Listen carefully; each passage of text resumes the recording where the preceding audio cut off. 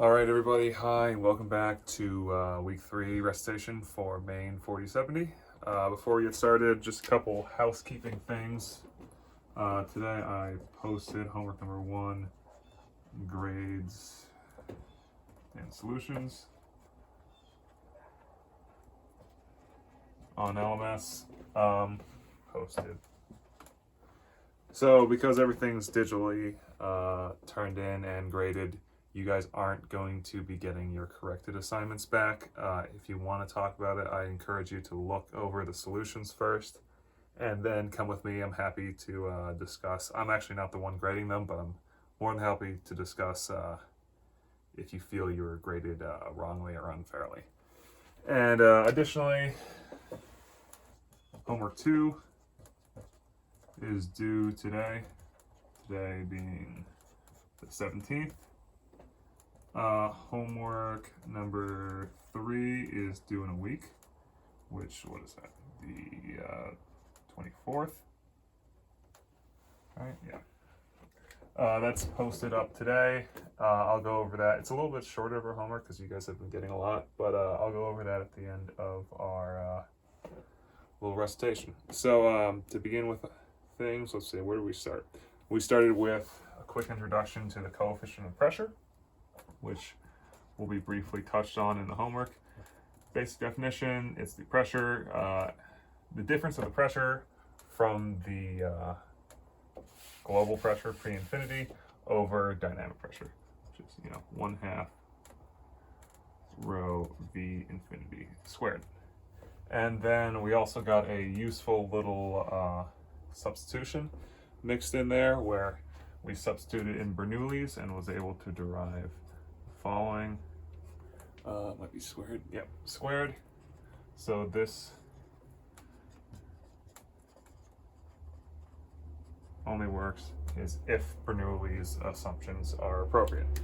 I don't think I discussed this little rearrangement in the homework, but it is useful. You could have the potential to get tested on that. So yeah. All right, so the next thing that you guys discussed in class was this idea of a Laplace equation, which becomes useful in the with the superposition laws that we then talk about afterwards. So the Laplace equation, I think the best way to go about understanding that is taking the idea that we already know, which is velocity being, knowing our definition of the velocity potential equation, which we know by definition is irrotational. And then if you assume if it's incompressible, then we know that the gradient of v equals 0.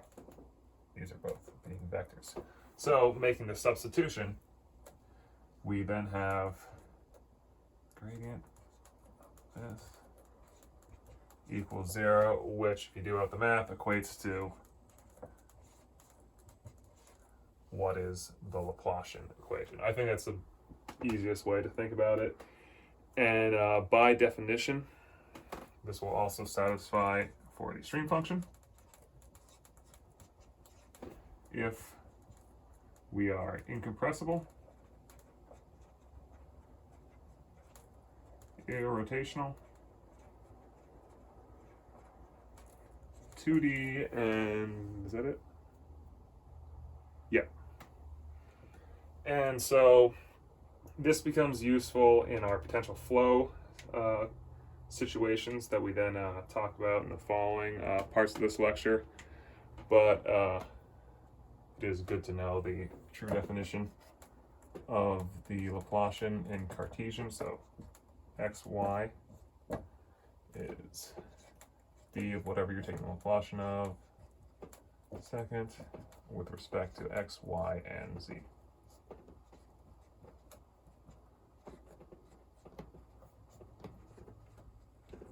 And then, sorry, this is getting a little bit messy. I'll leave it. In cylindrical with r, theta, z,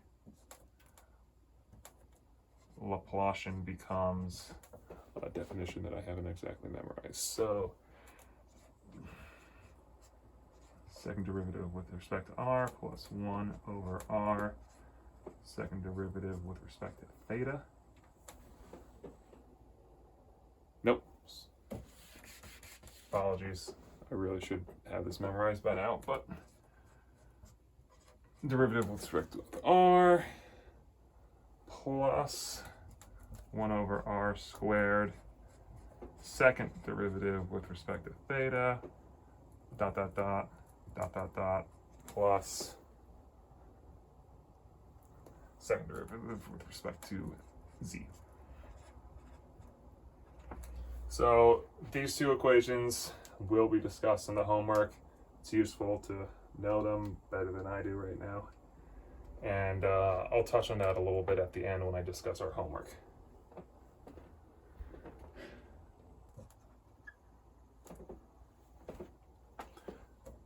Okay, so the next part of the week, we ended up talking about the superposition of the element or potential flows, the general potential flows that all these textbooks love to talk about. And the first one discussed is the semi-infinite body, which is a combination of a source flow and a uniform flow. So we have derived in class that the stream function for a source flow is lambda over 2 pi theta. We're dealing with polar coordinates here. And then in uniform flow, the stream function is v infinity r sine theta. Sorry, that's a sine. And now, due to superposition, we can immediately say that the semi-infinite body has the stream function of v infinity r sine theta plus lambda over 2 pi theta, and that's our stream function for the flow, which, if this is our center line, is going to look a little bit like this.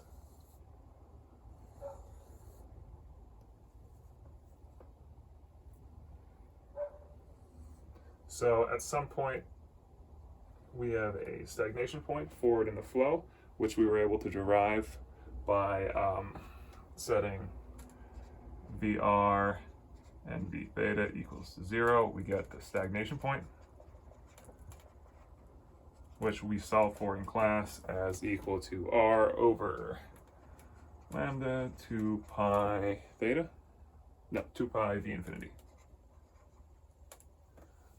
So we have some stagnation point at that value. And then along that, we have a continuous stream function that acts as a solid body. So this is called a semi-infinite body, because this whole thing extends infinitely in the positive direction here.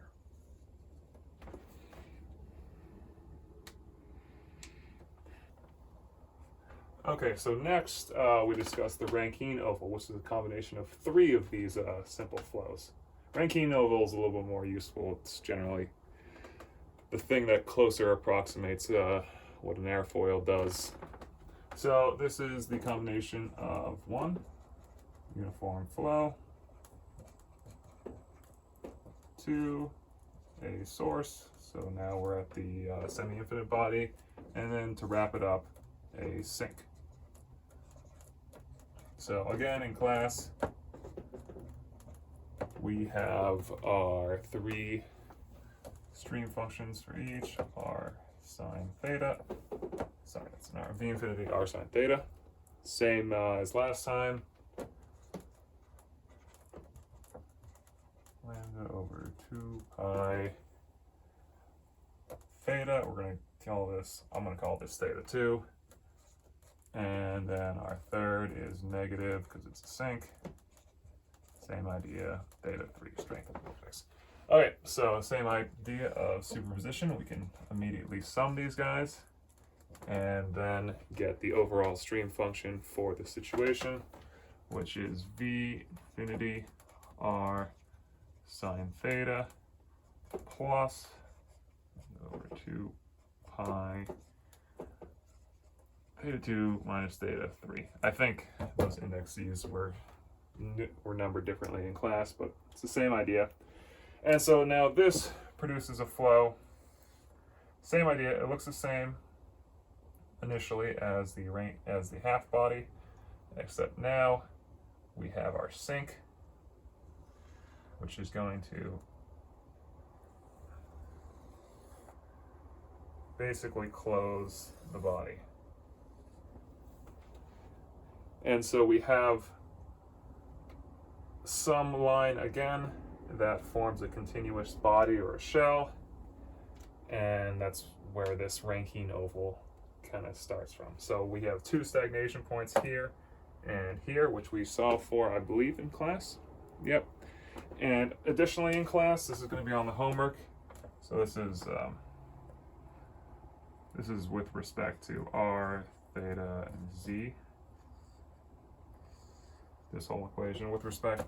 In class, we also were given the Cartesian form of this, and the only reason I mention it is because it's on the homework, maybe question 2. The derivation isn't important. I'll be honest, I haven't done it myself. But the notes are kind enough to do it for you. I think it's a trig substitution. 2yb, where b is the value from the origin for the source and the sink. So b is the separation of the two. Over x squared plus y squared.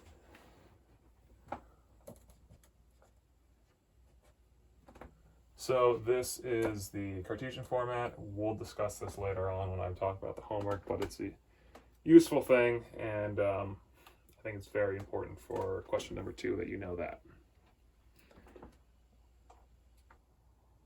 Okay, so the next flow we talked about is a doublet, which is a source and a sink term. So likewise, we can go through the process, get virtually the same answer that we had. That's not omega. Virtually the same process.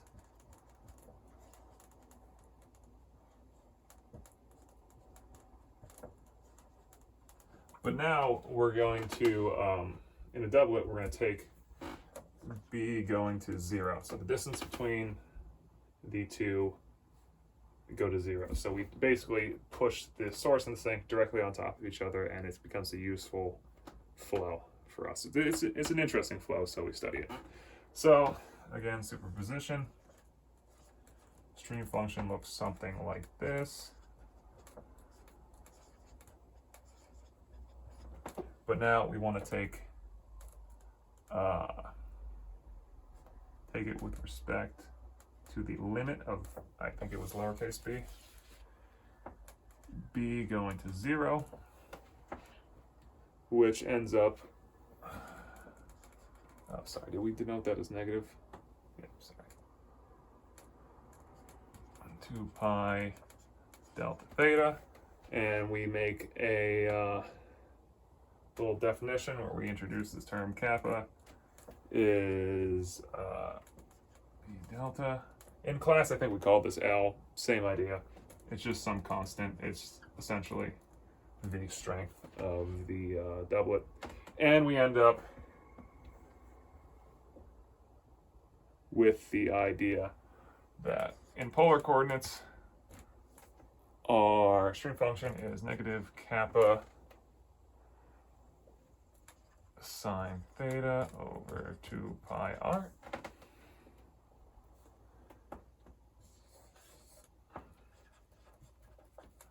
And we were also given it in Cartesian, which can be useful. I don't think I discussed this in the homework, but it's definitely a potential exam problem to think about this in the Cartesian plane.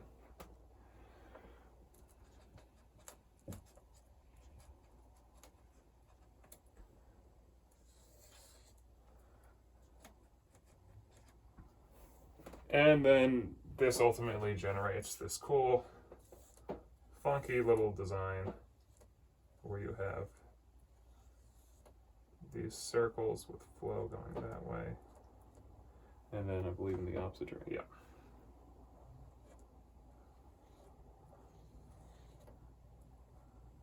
It's basically flow looping around itself. We also derived the location of each of the center points of these circles. Obviously, x is 0, and then y is plus or minus kappa over 4 pi, whatever your stream function value is for that particular circle. Again, not something that I think I touched on the homework, but definitely a potential exam question there.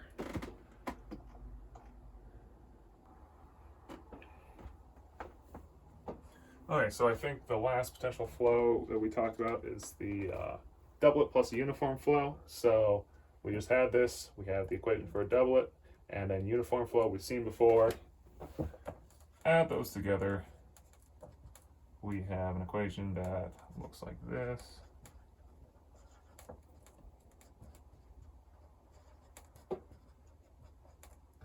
Which I think was rearranged slightly. Sec b theta r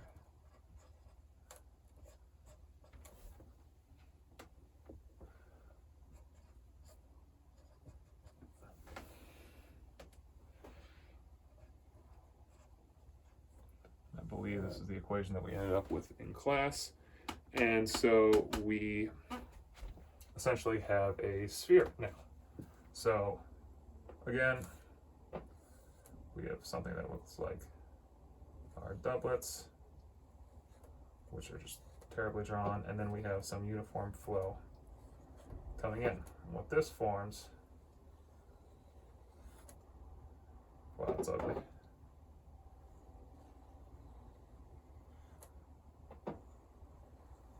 Is a sphere. Wow, that's just absolutely horrible. There's a sphere somewhere in there with with 2 stagnation points at either end. And from that, I'm not going to go through the full derivation, but there's a substitution with Bernoulli's. You guys were able to back out the coefficient of pressure along the actual body of the sphere, being Cp equals 1 minus 4 sine squared theta. Okay, so now finally everyone's favorite part, discussing the homework. So it's a little bit, there's only 4 problems this week. I think, what is it? Question 3 may take a little bit longer for some of you, but so let's see. Question 1, we are given some u and some v, so some Cartesian flow. We are asked to find the stream function, which we discussed at length last week, and on homework 2, so hopefully you guys have that part down. And then I am asking you to check if Laplace is satisfied. So just a matter of plugging and chugging directly from your notes for the Laplace equation.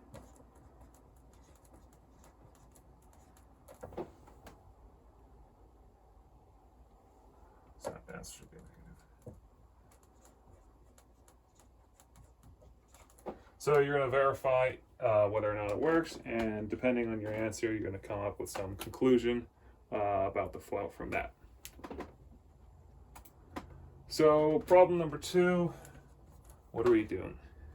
We're looking at the flow over a semi-infinite body, which we've previously derived. Has a stream function of the infinity r sine theta plus lambda over 2 pi theta. We are going to again verify the Laplace equation, which will require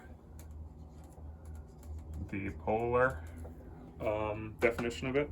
I'd given it previously in this recitation, and it's in your lecture notes, so I'm not going to go through it all again because I actually don't have it memorized. And then from there, I'm giving you some conditions, and I'm asking you to find the location of the stagnation point at the nose of the body, which is an equation that can be pulled directly from your notes. So,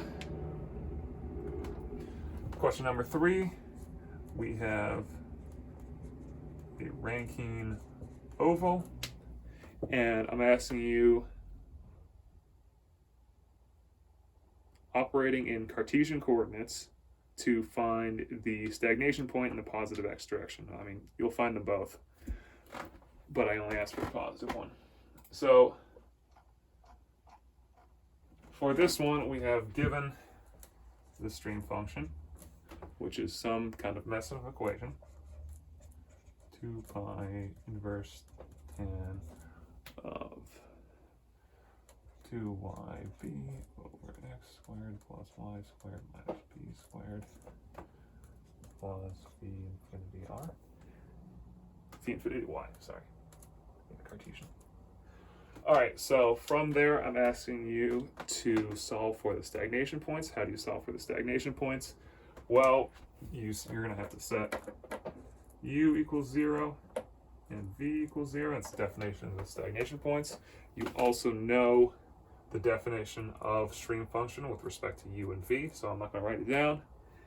And you are going to have to solve that. So there is some complicated math, and I made your life simple by just giving you a direct hint for how to do it, because I'll be honest, I didn't do this by hand. I used Wolfram Alpha to do the derivative, because this isn't a math class. We're not trying to really hammer home taking the derivative of the inverse tan function with some division going on.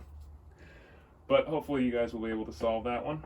And then question number 4, what are we doing? Question number 4, we have a cylinder. I give you some v infinity.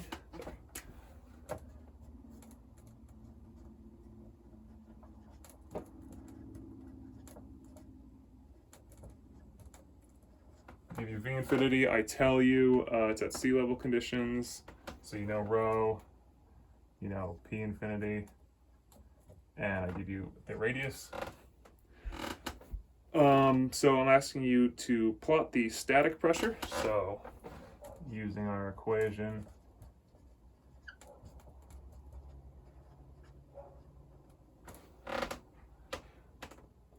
you can use this equation to solve for your static pressure, because you have another equation for Cp over the entire surface of the drop. So I'm looking for you to plot it from theta equals 0 to 2 pi. And then from that, I'm asking a question about what this pressure result will tell you in terms of the lift and the drag generated by the body, because lift and drag is just, differential pressure across the body.